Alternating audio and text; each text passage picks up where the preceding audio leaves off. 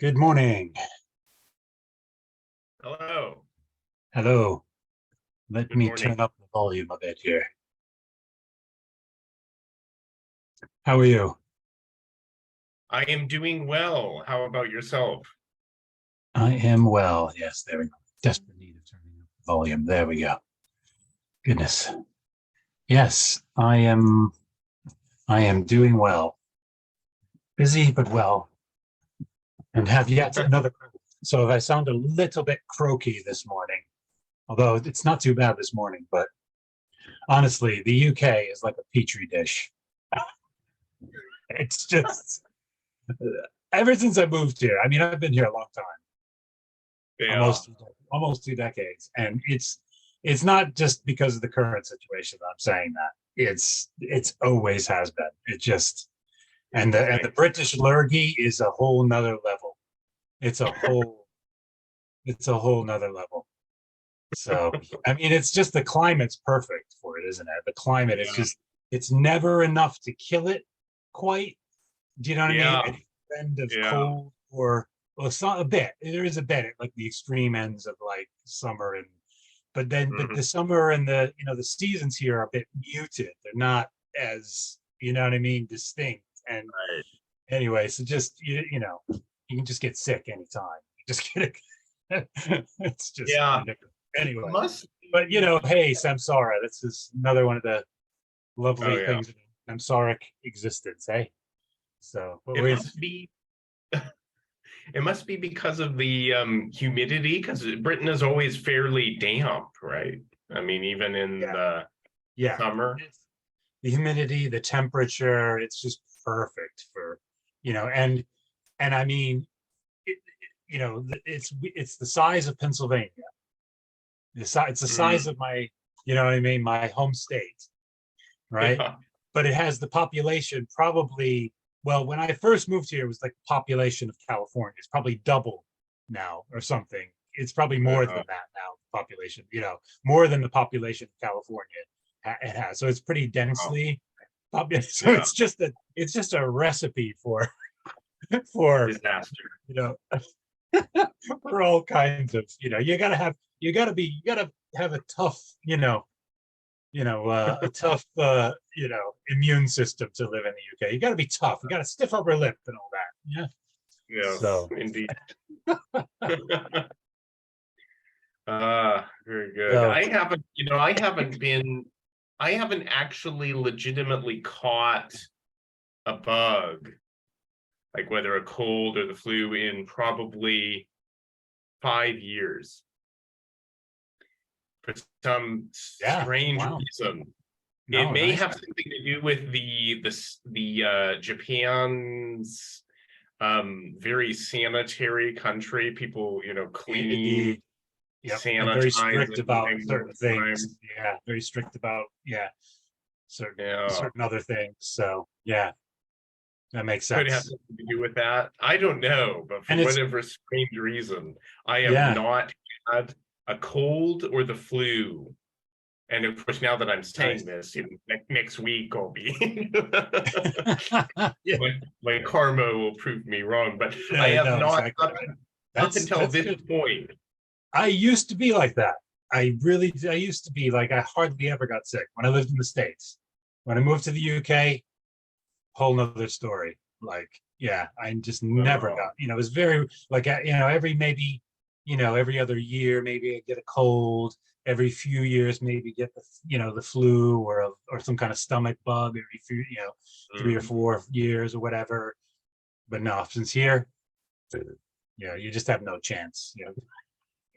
It's Yeah, just, I do think it depends on where in the world you are, probably to some yeah, degree. it is.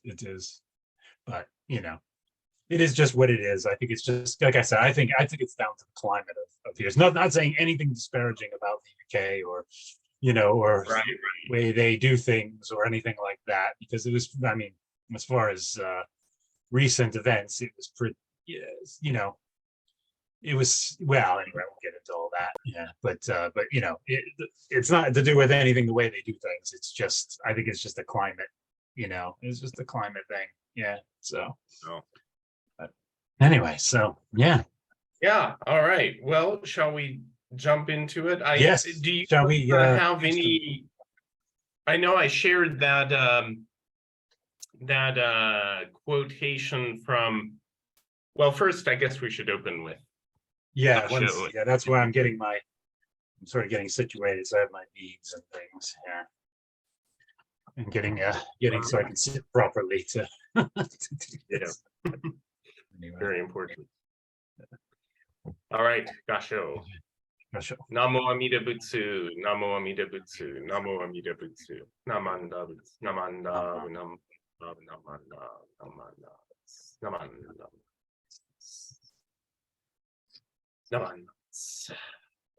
All right. Yeah, there's a question probably for liturgical listening, but I notice that when people are in proper Jodo Shinshu, when they're doing gasho together, there's this kind of, it's almost like to get that last nembutsu in there. Like, is it almost like the bowing? Is it like a Japanese thing where to keep bow, you keep bow, you get the lowest, the lowest bow kind of wins. You know what I mean? Well, no, the lowest bow is the most, the person that keeps their, gets the last bow in that. Yeah, no, it's similar. Is it a similar principle there? Yeah, no, I have seen that happen. Anyway, but yeah, what were you gonna say? Yeah, you're talking about sometimes when people are saying goodbye, the bows can continue for quite. Exactly. That's what I mean. And then, but yeah, like it seems like there's a little nembutsu, a thing with nembutsu going on there. When I see, and with you and I, right. It's the same in Japan. What happens in a temple context is whoever the priest or the cleric leading the service will say, first of all, gasho, and this means put your hands together, right? Gasho, we call this gasho. Namaste, and then the nimbutsu is said, and then the person will say rai hai, which means bow. And typically during the bow itself, everyone is you don't say the nimbutsu while you're bowing, so it's quiet for that moment. But then people say we'll continue the nimbutsu after the bowing part is completed. So it's like a lull in the nimbutsus, and then the nimbutsus kind of come back after the bow, come back up from the bowing, But if you ever visit a temple in Japan, it's all very natural. You sort of go with the flow, so to speak, Yeah.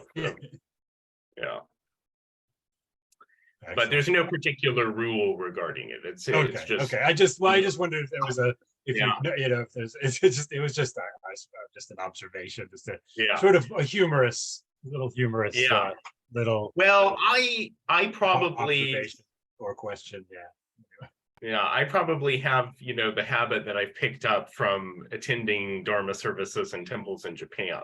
So the way I do it is probably different from how people, Well, I did one. That's why I asked you specifically about that because it was, maybe it might have been Anyway, yeah. So great. Well, shall we continue our Shinjin discussion? Thank you for that quote, by the way, from the Dalai Lama. Yeah.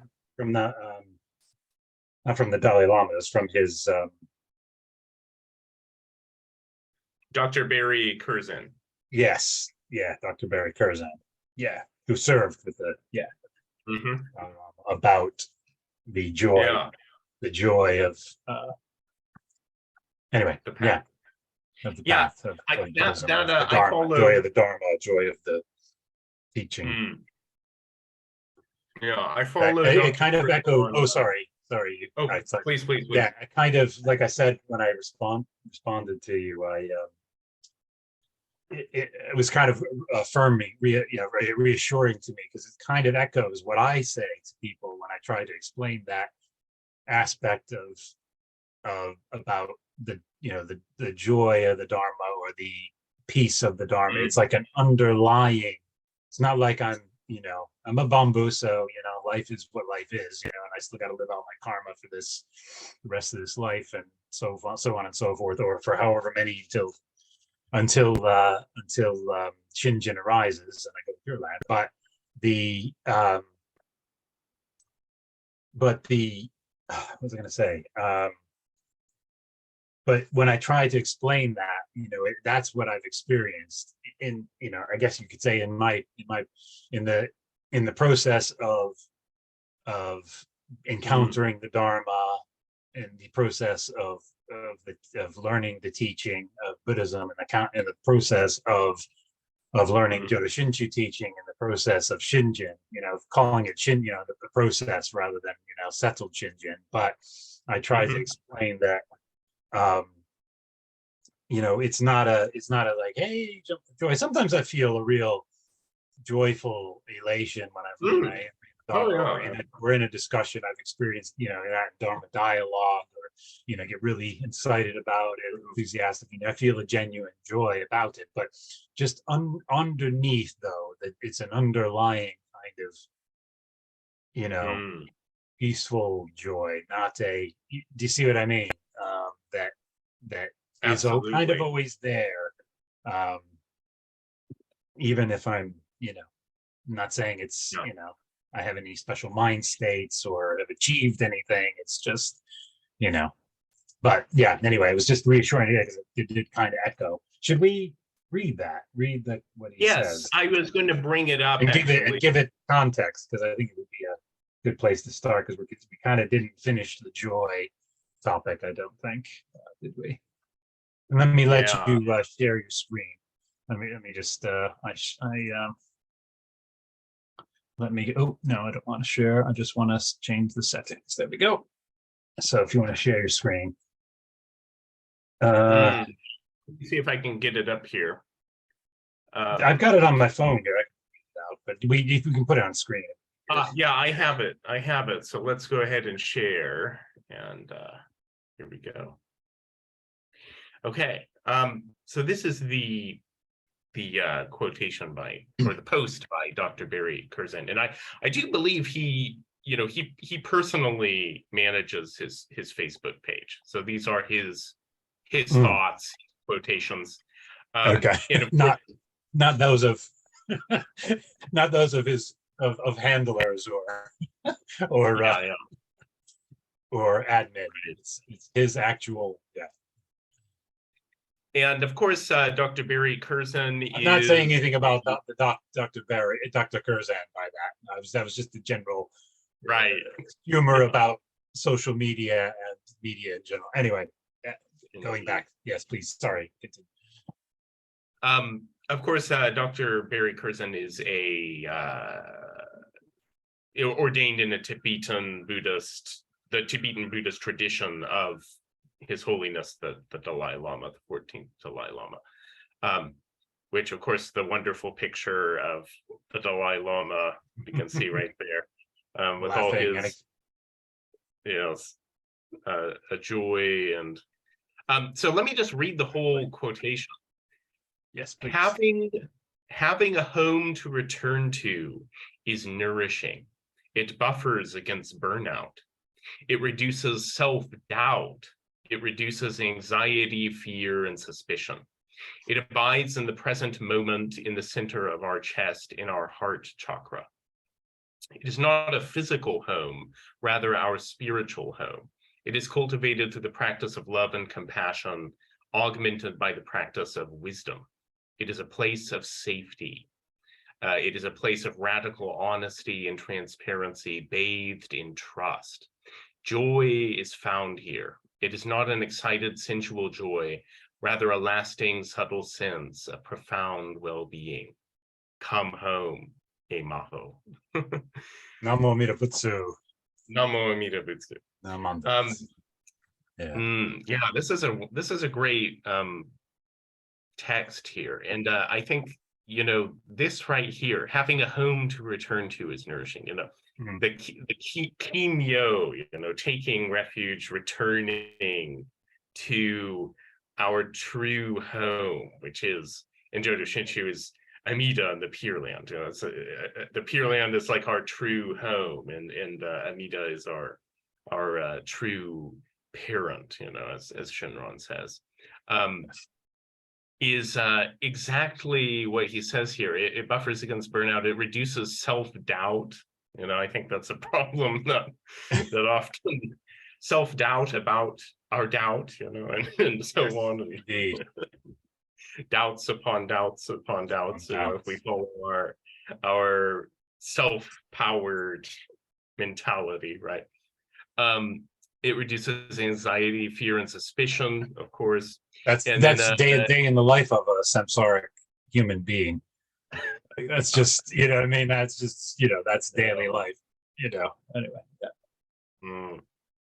And then it resides in the present moment in the center of our chest and our heart chakra. This, of course, is a very typical of Tibetan Buddhism, and a more way to express it. Path, well, of course, Tibetan Buddhism is the path of sages, right? But exactly. So the process of awakening is more of a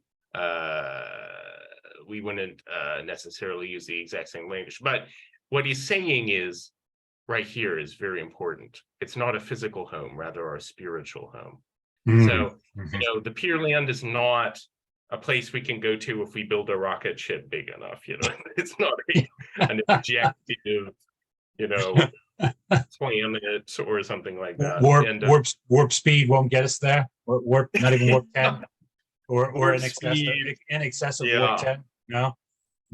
Okay. No. Warp speed cannot get us there. No. Only the Tao can get us there. And Shandown,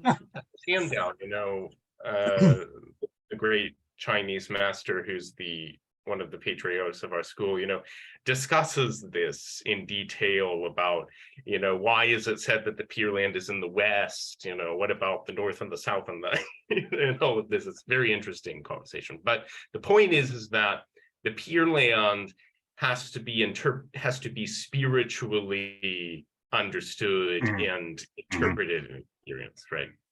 Definitely. And then it says, now this is interesting. So it is cultivated through the practice of love and compassion, augmented by the practice of wisdom. And this is absolutely true. But in Jodo Shinshu, yep, exactly. The cultivating it's interesting. Amida. It is cultivated by Amida through the practice of love and compassion. This is exactly my thought. This is the one that when we were reading this, and when I read it myself, is what I honed in on and said, yes, it is cultivated through the practice of Amida's love and compassion, augmented by his practice of wisdom. Yeah. Right. Giving us his mind. Yeah. And there's also the where it talks about the heart, it bides in the present moment in the center of our chest, in the heart chakra. I kind of heard, that he gives us the heart and mind. It, resides in our heart and mind, the true heart and mind. Of Amida. Yeah, it abides in the present moment, in the true heart of the mind. The true heart, the true, real, and sincere heart and mind of Amida. Exactly. That's kind of how I hear that. That's how I see that. Anyway, but that they'll come back to the other line that both were honing in on. What I love about this is how he used passive language, the passive. So it is who is doing the cultivating is not specified here. Sort of, yeah. And now, of course, in a self-power school of Buddhism, or in the passive sages, it's understood that it's us who are doing the cultivating, right? We cultivate through the practice. But what Dr. Barry Curzon is saying here is absolutely true. This is how it is cultivated through the practice of love and compassion, augmented by the practice of wisdom. You have to have both compassion Exactly. and wisdom. And but for us, as Shinshu Buddhists, in the other power Buddhism, this practice was Dharmakara's practice, Amida's practice ultimately, and his practice of love and compassion, which cultivates us. And in Japanese, Exactly. there's sometimes said that there's an expression, and I don't unfortunately know exactly the Japanese, but I do think it comes from Shinran possibly, but that the Tathagata cultivates us. Exactly. And so our That's mind, we are cultivated by the Tathagata through the practice of love and compassion, augmented of by the Amida. practice of Amida. Yeah. So And his vow. beautiful. Yeah. That's what we often have been saying, that's what when I used to call it the reverse polarity, but it's actually the original polarity. I changed it. I changed what I was saying later on. The original polarity of Buddhism is Amida Buddha, is the original Buddha of beginning of this time, giving us his mind, bringing us into his mind. That's the original polarity. The reverse polarity, to make provision for others that that with different karma, causes and conditions individually and so forth, is the self-powered path, is the perverse polarity of it. Yeah. So, but it's coming from Amida. The cultivation was done by Dharmakara. The cultivation was done and is done by Amida through his vow, cultivating us. Definitely. Agreed. Exactly. And then to conclude, it is a place of safety. This is a typo, but should be safety. Which is true. We are nowhere more safe than in the dark, the mind of the Buddha. The ocean of the vow, or the ocean of the vow. Yeah, the ocean of the vow. We are nowhere more safe than in the mind of the Buddha, in Amida's embrace, as Shinran says. Being in the embrace of the light, like Reverend Jerome DeCour said. The light that illumines is wisdom, and the light that embraces is compassion. And I will always remember, for the rest of my life, I will always remember that perfectly simple and great way of explaining, fantastic. the way the light works for us. It is a place of radical honesty. This reminded me of our conversations because radical honesty. Yeah, that's what I'm doing. That is what I'm doing. Yeah. That's who we speak up. Renyo said speak up, so I'm speaking up. Oh, anyway, yeah, radical honesty and transparency bathed in trust. And this entire sentence is like, pin it on your refrigerator, I would say, because first of all, radical honesty, like Renyo said, speak up, like you just mentioned. Transparency, nobody has anything to hide because we're all illumined by the same light. There's no need to be somebody we're not, right? Bathed in trust, and the trust, of course, is the most important, because if there isn't trust, then you can't have radical honesty and transparency, so yeah, exactly. That was huge. The radical honesty and transparency bathed in trust. That is, and how that echoes what it's a big part of Jodo Shinshu teaching is entrusting. Entrusting is such an important part of Amida enabling us to trust fully to the, Yeah. entrusting to the Dharma, entrusting to the teaching, and then, ultimately Amida enabling us to fully entrust to him and his vow. Yeah, it kind Absolutely. of, you can't get more bathed in trust, I think, than Yeah. than in Dharma dialogue. Right. And what I like about this in that expression, context. what I like about the expression bathed in trust is it's not something that I have to create. Yes. It's something that we are, Bathed in the ocean, bathed in the very thing, bathed in the ocean of the vow. Yeah. Exactly. Exactly. And Oh. So it's not bathed in my namesake. yeah. Anyway, so. It's not a, you can't create trust in your own mind. Trust arises, and this is what Shinron Shonin realized, is that trust arises because of the trustworthiness of that in which we entrust to. So otherwise it's just blind, trying to make something up in our heads, and it's not genuine.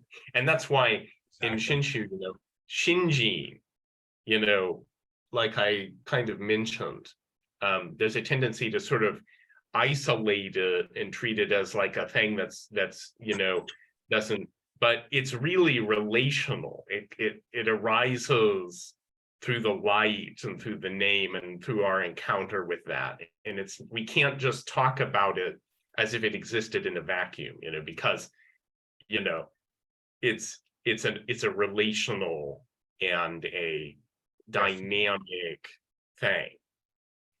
So in fact, like we mentioned too, Shinron discusses, the birth of Shinjin as if it was like the birth of a child, as a like a mother and a father conceiving a child, so without the mother and the father, you can't have a child. It's the same, right?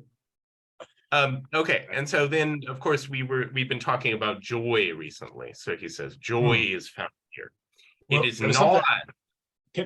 Go ahead. There's something else I want to pick up on that, the trust and the relationship aspect of that. In my bamboo mind and in my calculative mind and in my experiences of the brutalizing aspect and the fear, anxiety, and suspicion of my daily life as a bamboo in samsara, trust does not come easily to me, I have to say, as you know. And it is a very difficult thing. It's I don't trust easily. And so that samsaric being part of me and all my karmic causes and conditions, that's been a tough one to come to grips with in Jodo Shinshu, and hearing talking about trusting to the teaching, trusting in how important that is, but eventually you kind of learn that trusting is enabled by Amida. The entrusting comes from Amida. The entrusting is Amida kind of shows you that he can be trusted. You don't have to try to figure it out or try to, well, guys, I'm just gonna trust it. Just gonna, do you know what I mean? Because I don't even trust my own trusting sometimes, when I do trust, because I have given my trust a few times to the wrong people. Not a lot, because I'm not trusting, but I have given it to the wrong people. Also, as you know. And so that's a big thing. But my experience, I've been waiting for a moment to bring this into the conversation, to the Shinjin conversation, in terms of the process, talking about of the process of Shinjin arising. One of my big core doubts kind of comes from that kind of part of me that's that underlying, rational, philosophical, pessimistic, skeptical, cynical, secular kind of, thing that's woven into my mind state, my consciousness, and through my own life experiences and growing up the way I did, and being educated the way I did, so on and so forth. And that is probably one of the biggest difficulties in my doubts, and one of the things I had to be radically honest about over the past year and a half. I kind of had to tip my toe into trying to raise those things in other groups and in other sanghas, and it didn't go so well when I did. I'll just say that. So I just didn't for a lot of years, until the last year and a half, whatever it's been, and I just said, okay, I gotta be, as it says, radically honest about that. The whole reason I'm saying this is that's always there. But interestingly, it took me a while to figure out a way to articulate this. I still instinctively, or in spite of that, am saying the Nembutsu a lot, just spontaneously, or when I think of it. And I just stay with this path. In spite of that, I'm staying with this path. I feel compelled, in a positive way. I feel, this, I feel the depth and weight, as I said, this path must have, I quoted that thing from the big book of Alcoholics Anonymous about the thing that must hold these people, I can't remember, that the path that must hold these people must have depth and weight, and it does, that has kept me, the path of Jodo Shinshu, not so much the 12-step program, but Jodo Shinshu, Buddhism and Jodo Shinshu, certainly. Anyway,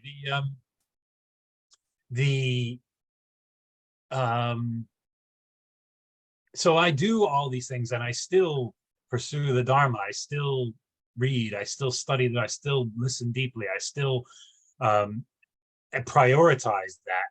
I prioritize these Dharma dialogues. In spite of that, I still, there's like this almost like two minds going, and we know there are two minds there. As from our discussion of Shinjin. But do you see what I mean? There's, and I genuinely, it's not like I'm just going through the motions of just saying Butsu. It's not like I'm going through the motions of reading and studying the Dharma and having the Dharma dialogue and going through the motions of, being a Dharma enthusiast. I genuinely am doing this. It's a genuine, powerful, life-changing experience. This has been, mind-changing, thought-changing,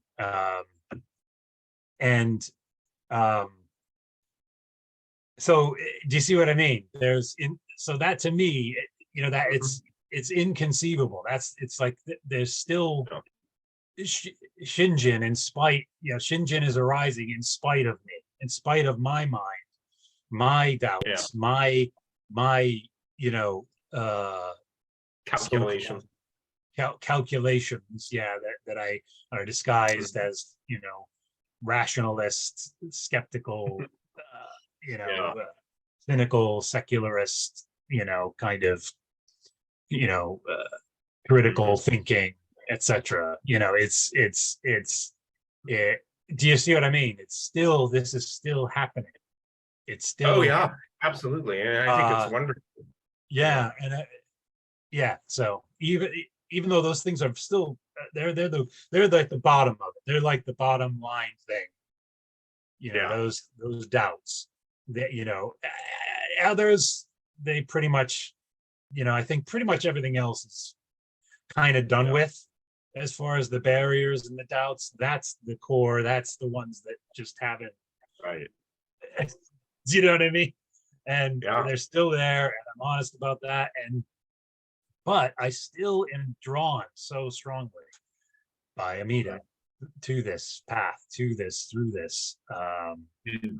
And even when I have doubts about that, even when I doubt my motives about that, I'll go, well, maybe it's just because I'm desperate, because my life was, and I'm just looking for some, what I mean? This is the last house on the block. This is the last chance for any kind of spiritual. Maybe it's just that. Maybe it's just, a wishful thinking. Like it's all that the monkey mind going, yeah, maybe it's this, even that. And that's there.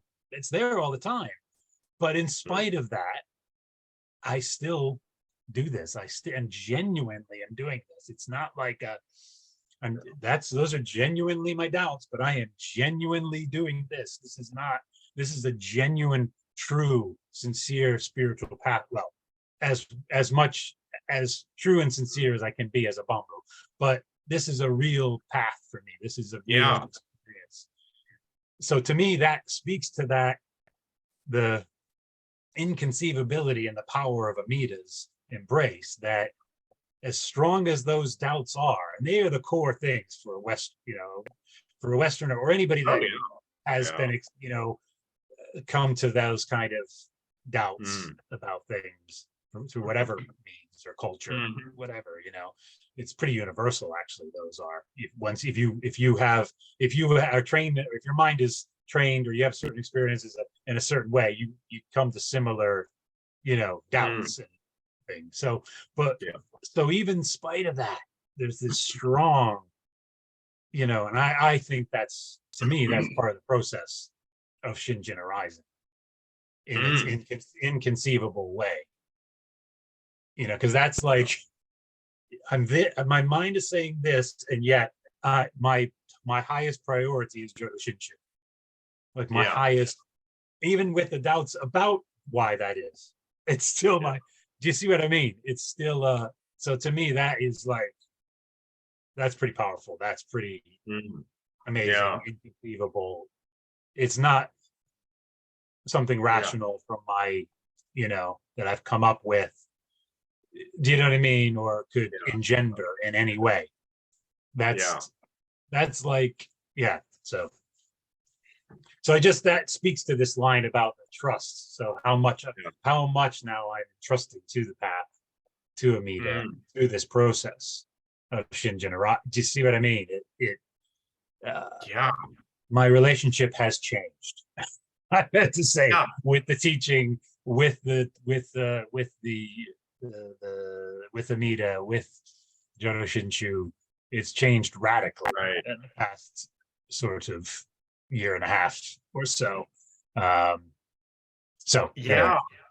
And thank you so much for sharing. And I can tell the way like you express that is that it changed, because I think that you are now really kind of taking this path as your own journey almost, rather than, I think when we first were talking a little bit, there was more, sort of comparing with other people who may or may not have, Shinjin and all of this, and so that's wonderful. And I think, it's great that we've come on this journey so far in such a short time. I mean, it's really just really great. And that's kind of shows that this is the path. This is we're really doing the path, right? As much as we can, as close as we could do it to what the way it may have been done, way back in the day. Obviously it's totally different society, totally different historical circumstances, but I think we're doing it as close to what we're meant to be doing it as the teachings prescribed by Shinran and Renyo and the Dharma masters. Exactly. And that's why in this, whenever we have these discussions, we always are sort of tethering them to the text and tethering them to the words of the sutras, the words of Shinran. We're not just sort of, thinking things up. That's so important. And I wanted to say too, what you described, the thing I thought of is this is the power of listening. Because when we truly listen and hear the Dharma, we become informed of its real worth and value in our lives. And that's why, when Shakyamuni talks about trying my teaching as a goldsmith tries, assays gold, unless you really dig in and hear, you can't know the true value of the teaching. So it's something that we have to do. And once you do know that value, once you are aware of the word, the virtue, the kudoku, the virtues, the merits, the measureless beneficial good of the Dharma, then it's compelling. Like you said, it becomes something that is important. And it's not like we don't have our daily lives. We go to work, we get frustrated, we have our ups and downs, of course, because we're bamboo. The clouds are always covering the sky of our minds. But the Dharma becomes a refuge for us, in the Buddha and the Sangha, of course, becomes the refuge for us. And so it's something that we start to be able to be enabled to entrust to the path because we listen, So water, the water is drilling into the stone, as Rainier Indeed. Something that comes to mind too is with the listening. It's just another thing that just occurred to me about the like just truth of the teaching, that's the central thing. Listening in all of Buddhism, listening. It begins with listening and ends with listening.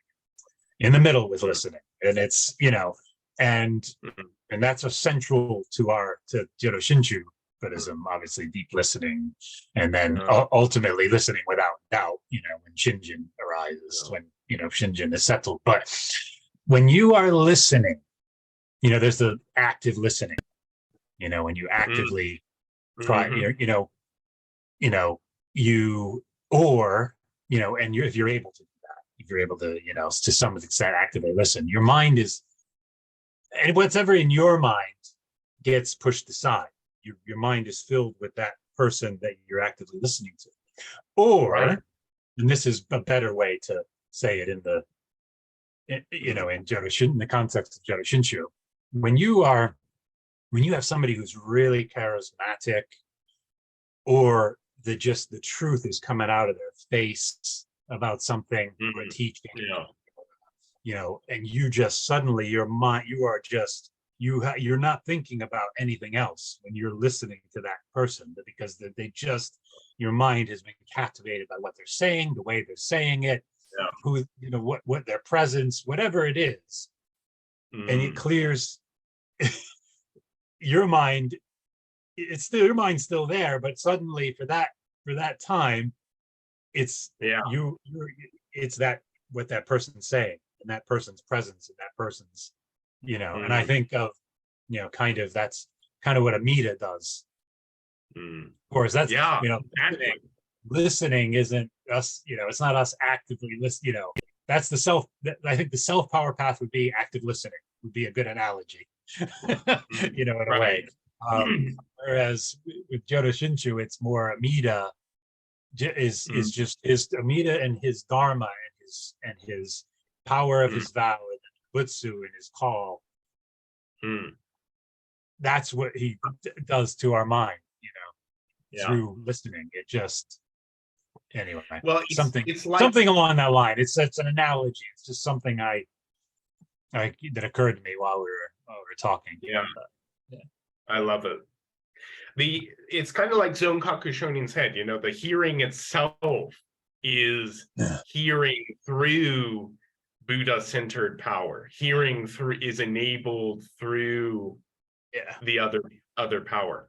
So, and you know, the Buddha Shakyamuni said, I have taught the Dharma that is good in the beginning, good in the middle, and good in the end. Pure and maintain purity. That's what I was referencing when I said starts in the listening in the beginning, listening at the end, listening in the middle. I was sort of referencing that. Yeah, sorry. Go ahead. I understood that reference. Yeah, I figured you did. Yeah, I got it, Scott. I got it. I was quoting Captain America there, but anyway. So and so it's the Dharma is good, you know, it's a good thing, but we have to, if we don't hear it, if we don't, you know, dig into it, we can't know that. So it's, again, you know, the Buddha's path begins and ends in hearing, as you know, so many of our teachers have said. And so very important. The most, you know, I was glad that we were able to tie all of that into, you know, the most important thing. Yeah, really great discussion. Joy is found here. Yeah. Oh, go ahead, please read it. Oh, okay. Yeah, I love the ending too. But joy is found here. It is not an excited sensual joy, rather a lasting, subtle sense of profound well-being. Come home, Emaho. Yeah, and Emaho, by the way, I think is a Tibetan Buddhist phrase that means something possibly maybe similar to Namo or something. It's like or namaste or something like that. I'm not, unfortunately, I don't exactly remember what the meaning is, but it's sometimes I want to say after something like that, I want to say sadhu, sadhu, sadhu. You know, something so true like that. I often do react. Yeah, so they say sadhu in Theravada Buddhism, right? Yeah, sadhu, sadhu, sadhu. Yeah, I think the meaning is the same though. It's like similar. Well said, you know, well said. It's kind of yeah, in a Buddhist way. Yeah. Bravo, you know, it's the bravo. I don't know if bravo quite, you know, not quite, but I get the the general kind of Buddhist cultural meaning that you're trying to convey. Anyway, so joy, and we were talking about joy. We've been talking about joy. You know, we've been talking about hearing. You know, they hear and rejoice being the meaning of, you know, shraddha, or, you know, having confidence, faith. Although that word, you know, means different things to different people. It's a bit of a, and not actually used by not simple faith is not something that, as we've talked about, the quote unquote simple faith phrase is not something used by Shin. Shinjin doesn't tell us that's what it is. It tells us lots of other things. It tells us what it actually is, but not that. Yeah. Anyway, sorry. So joy, so important, right? Joy is found. Something you're doing is covering the. Something you're doing on the screen is covering the text. Just to let you know that the How are we now? Good. We're good. Yeah, that's good. So go ahead. Yeah, please continue, please. Joy is found here. It is not an excited, sensual joy, rather a lasting, subtle sense of profound well-being. And this is kind of what we've been discussing, right? It's not, it's not like super happy or something that I have to be I have to rejoice and so on, even if I don't feel like it, and so on, and all of this. Rather, a lasting, subtle sense of profound well-being. I really like that. Yeah, definitely. That completely describes what I definitely experience about it. Yeah. Definitely, it's not like a dancing in the aisles, and right. It's not. It's not a. It's. Yeah. It's more. It's more. Yeah, it's a more underlying, lasting. No. Yeah. Profound sense of well-being. I love that. Subtle, lasting, subtle sense of profound well-being. Exactly. That's exactly the underlying. No matter what's going on, it's still there. It's still there. Exactly. And then the closing, I like this: come home. Yeah.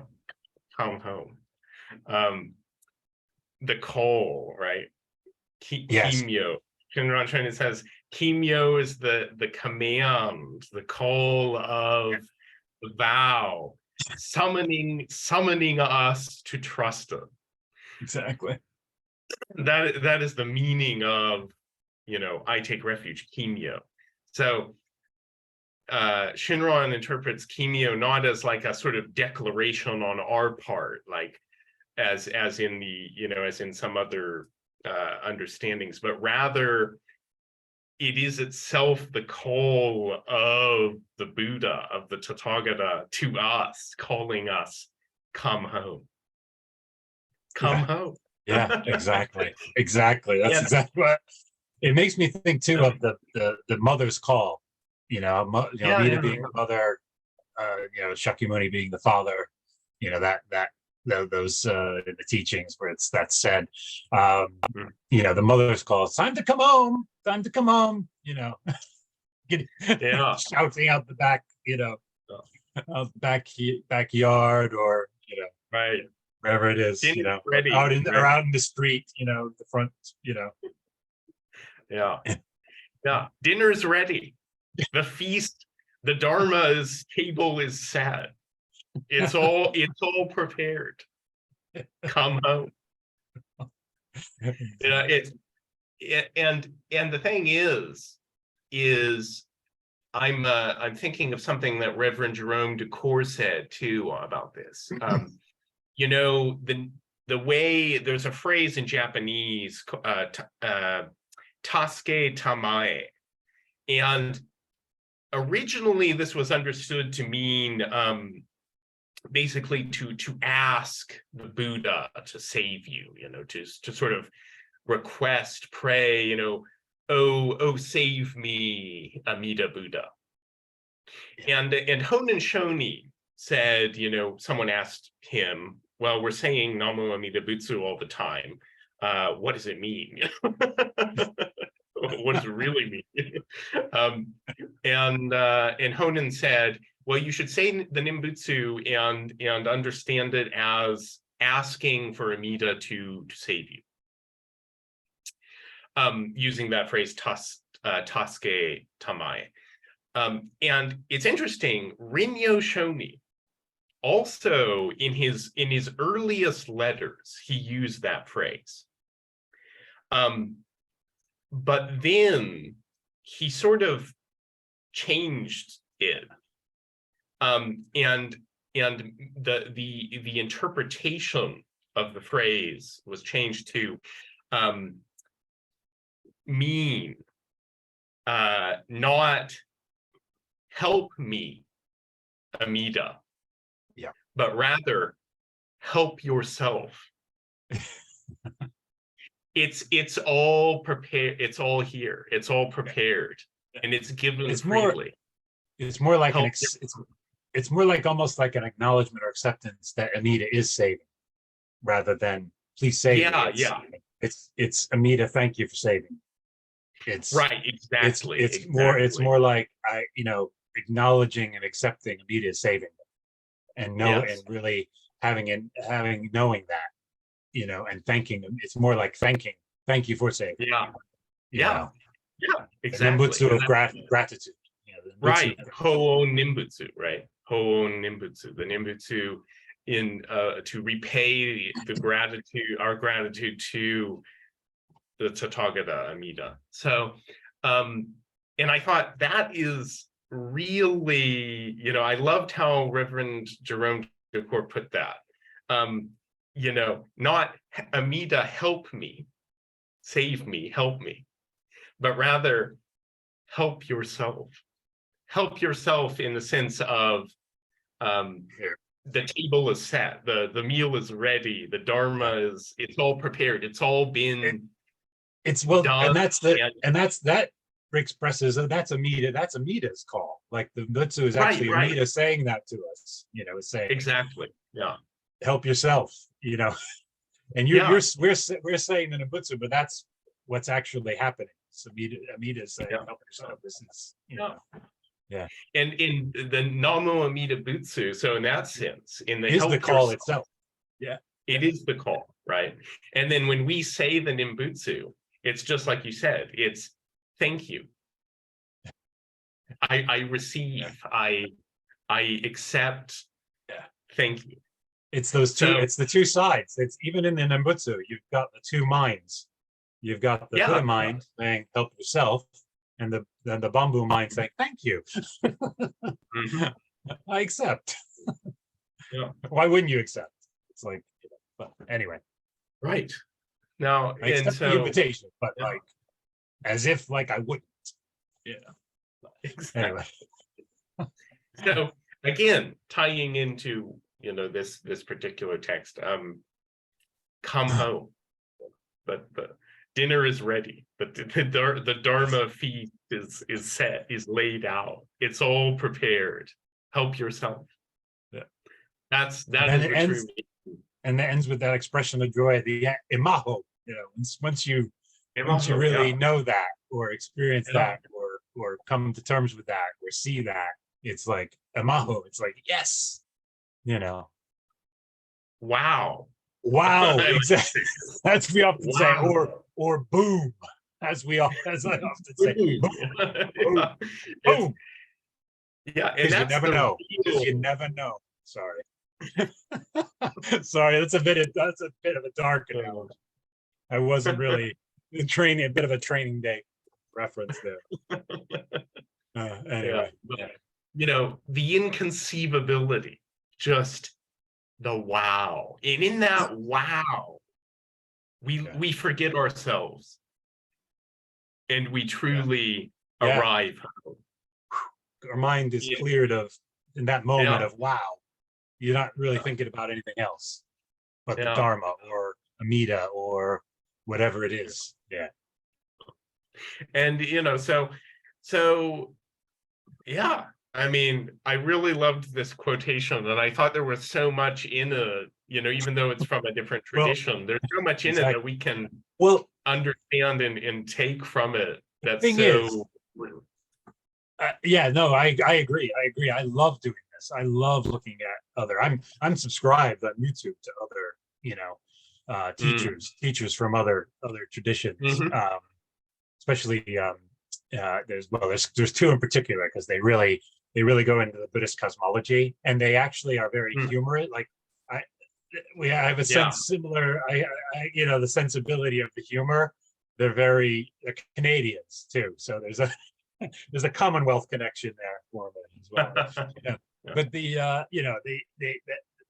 but I love doing that because once you see through the Jodo Shinshu lens, or the Dharma eye of Jodo Shinshu, any teaching I hear, I go, okay, that's the reverse polarity. What's the original polarity of that teaching? And it's easy. It might take a second to or it might Yeah. hit me later what, that is, but it's there. And it's so, and that's why I love, I read all kinds of Buddhist, Mm, yeah, it's great. and listen to all kinds of Buddhist teachers and things, of varying, schools, because it just enriches my Jodo Shinshu path. I think it just, and like I said, it's once you see it, once you can see that, once you got how to reverse the polarity and see it, that way, it's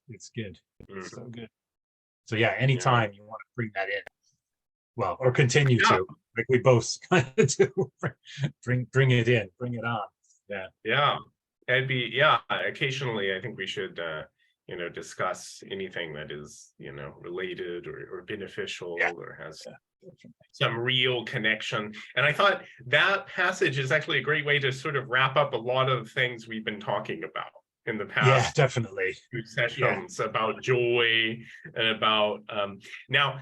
One thing we could do continuing is go in a little more deeply into what Shinron talks about with the meanings of Shingyo, joyful faith, as it's often translated, and so on.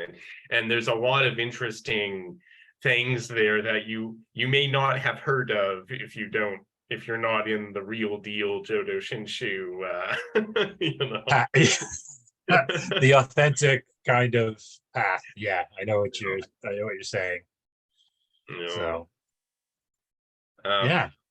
so fantastic, really. And anytime, maybe we should at some point do an episode on other paths, but looking at their kind of aspects that are almost other power, where they kind of hint at, like that one line we saw today. There's that one line how he says it is cultivated. Right. There's almost I'm just gonna leave that as whatever you want to interpret that, type of thing. But anyway, so great discussion. It was a great discussion.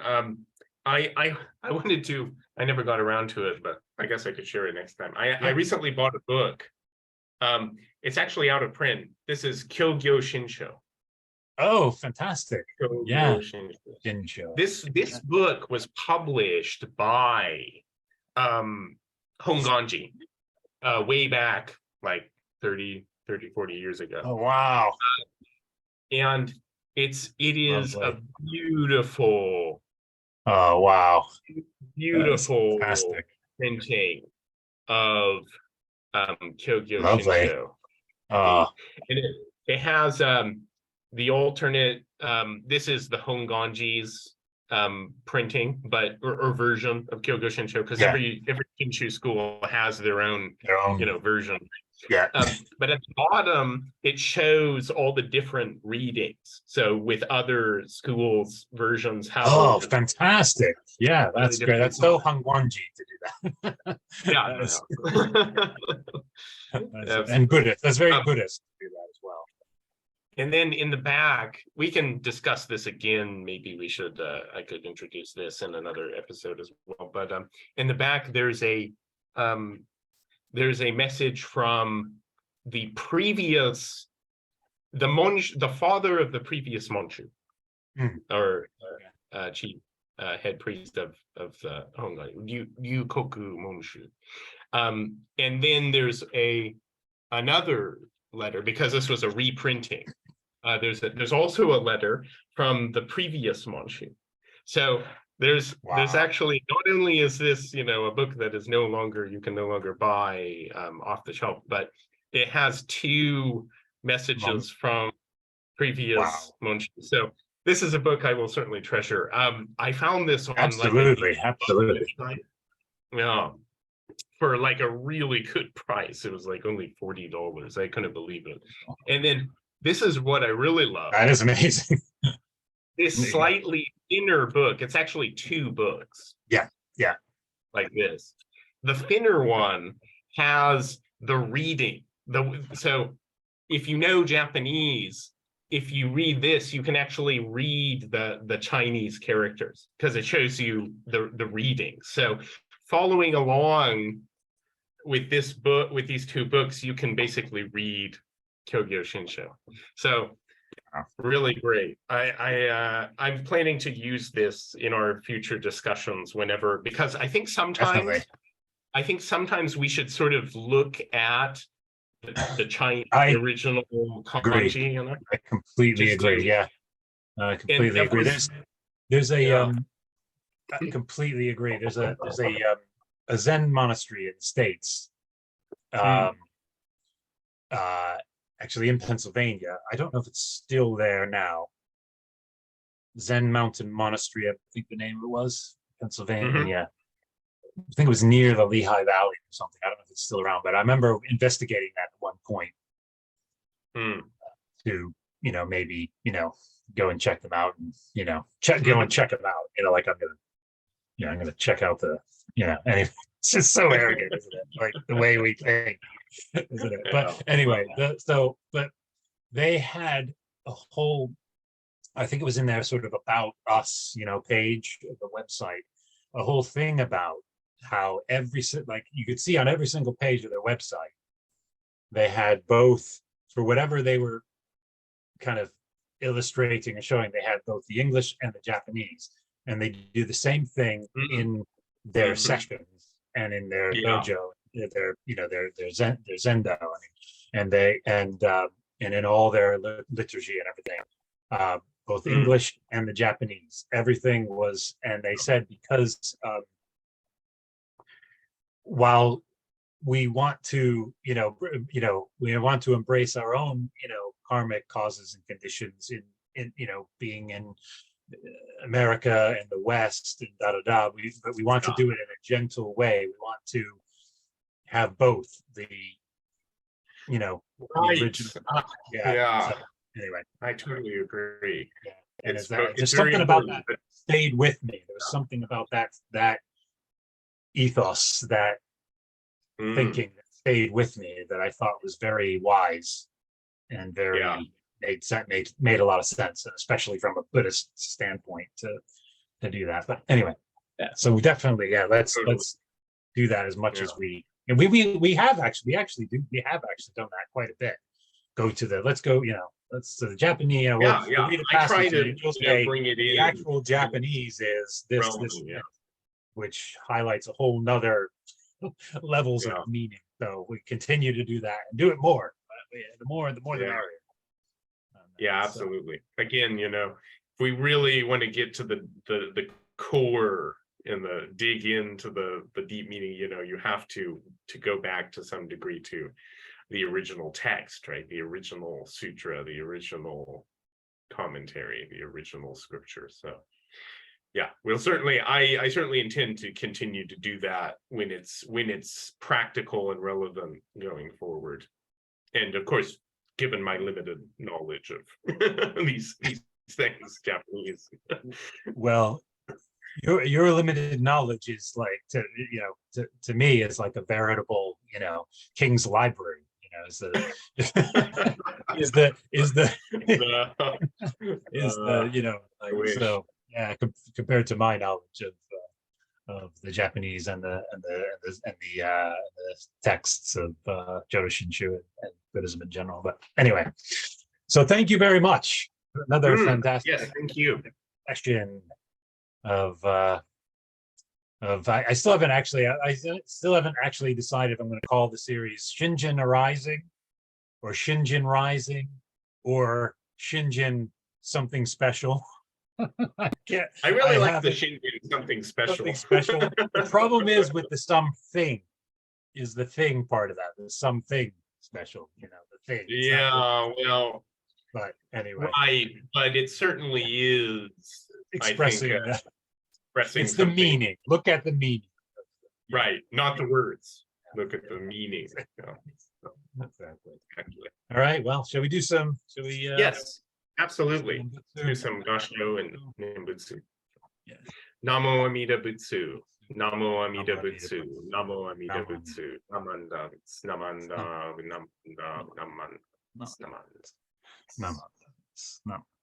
Namanda.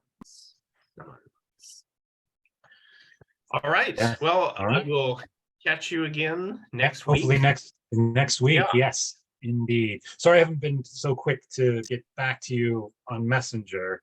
The Oh, last don't couple worry weeks. about it. I'm Yeah. getting ready for it's just normally I'm pretty busy, but like it's extra so because I'm gonna be going just me going to the States for a week to see my mom, Oh, okay.